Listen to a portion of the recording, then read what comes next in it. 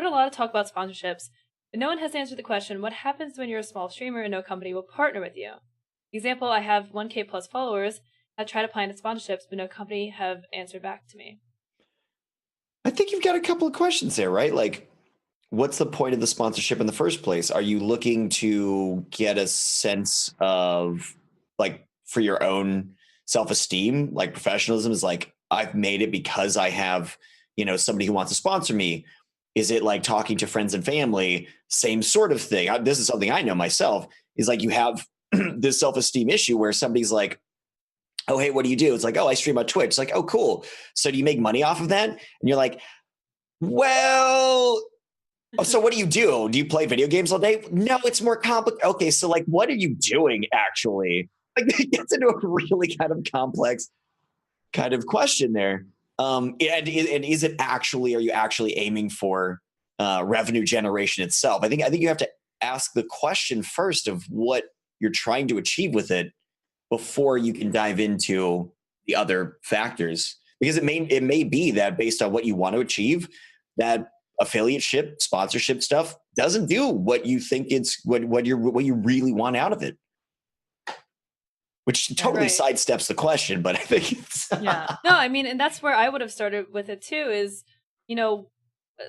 sponsorships are something where everyone wants to be sponsored by Razer or Corsair or something, but really, it doesn't make a lot of sense for most people. Like, your influence, I always talk about this with people who want to get sponsored. They really want to work with DX Racer or something. You have like a limited influential power, and the smaller you are, the smaller that power is. So if your influence is limited, do you want to spend it selling headsets, or do you want to spend it growing your community, growing your social media, and getting people involved in things that are more beneficial to you, like subscribing to your channel? Sponsorships at a very small level are usually not actual sponsorships.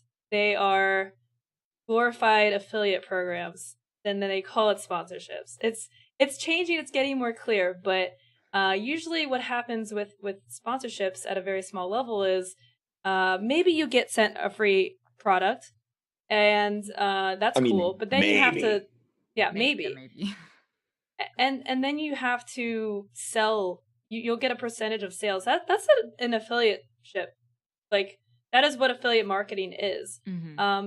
So if you have this like limited influence, do you want to spend it pushing an affiliate link where you're getting like 3% of a headset sale? Like, or would you rather, and like one headset sale every 2 months? I mean, like, if you're lucky. At my size, like, I could push all day long and still like maybe not sell a damn thing in a month. Yeah, or would you rather like be like, hey, like, you want to support the stream, you can sub.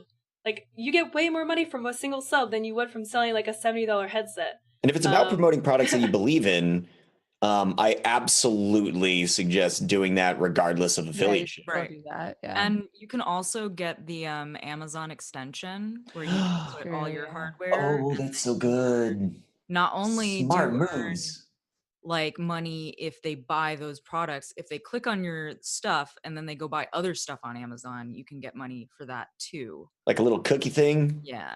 So cookies. I love cookies. Delicious.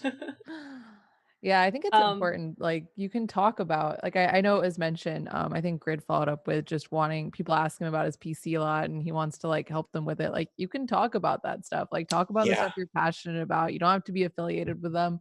I think a lot of people, I mean, for me, I'm not willing to dedicate the amount of stream time it would take to like plug an affiliate link effectively and actually get people to like really use it. Like, I don't want to like have that take over my channel. So like, I'd rather just use what I use and answer people's questions as they come if they have them. I think that's a really important point too. There is like, how does it roll into your content, the nature of your stream itself?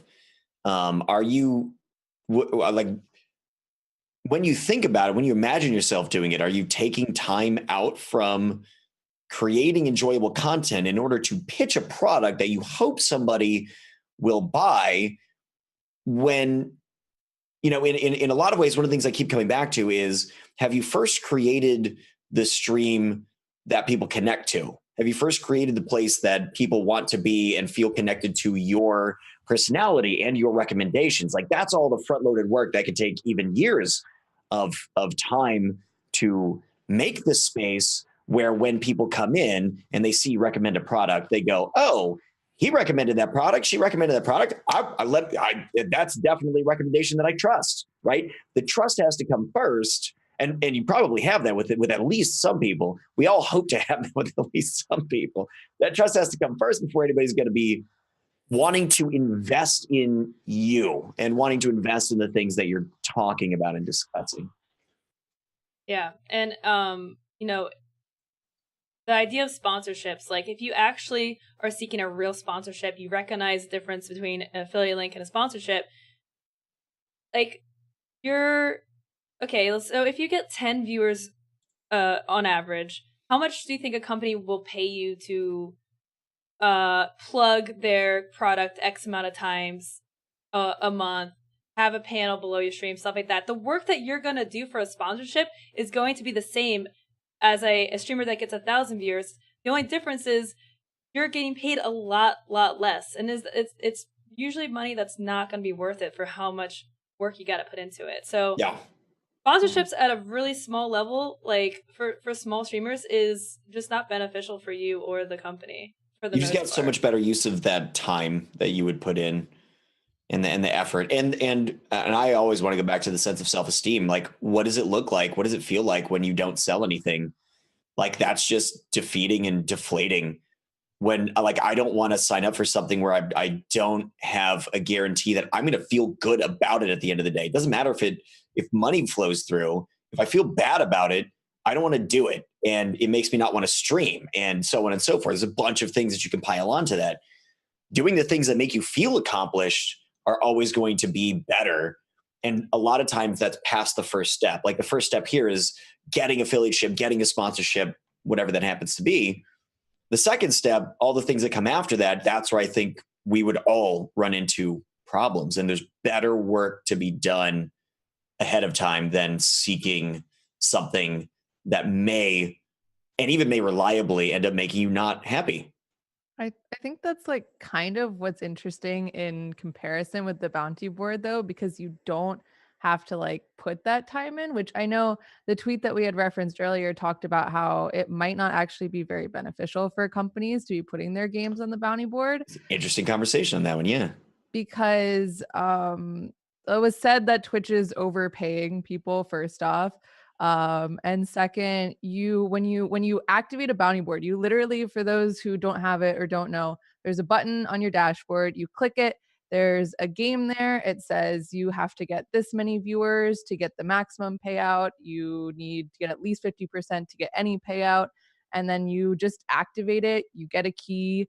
You only have to stream it for usually like an hour or something, and you get paid at the end if you had X amount of viewers, which you could literally be on the front page, just say, I'm going to put this game up for an hour, and then it'll go down, and you may not have actually even advertised the game at all. Yeah. There's no requirements. It says don't talk too negatively about it is like the only no needless bad mouthing. Needless bad mouthing. Yeah. So where you're just going to trash the game without critique, which I think this is a good recommendation for any content creator. Mm-hmm. Is like, if you have something negative to say about it, go for it in a like tasteful and responsible way. That's not just like just dunking on it into some doo-doo butter.